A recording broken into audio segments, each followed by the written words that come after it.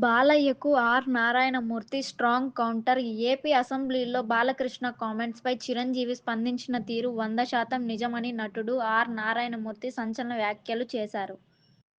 తాజాగా మీడియా సమావేశంలో ఆయన మాట్లాడుతూ, కోవిడ్ సమయంలో పరిశ్రమ ఏమవుతుందోనన్న భయంతో ఉన్నప్పుడు చిరంజీవి ముందుండి సినీ పెద్దలతో చర్చించారు.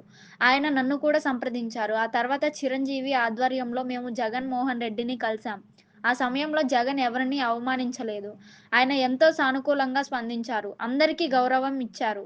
ఇండస్ట్రీకి ఏం కావాలో అది చేస్తామని అన్నారు.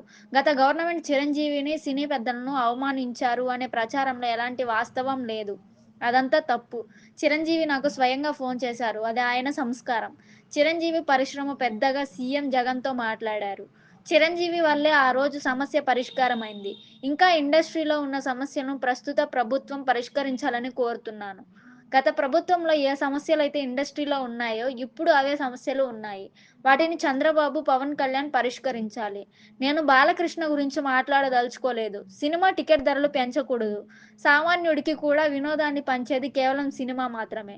అలాంటి సినిమా టికెట్ ధరలు పెంచితే సామాన్యుడు ఇబ్బంది పడతాడు అంటూ తనదైన శైలిలో సమాధానం ఇచ్చారు.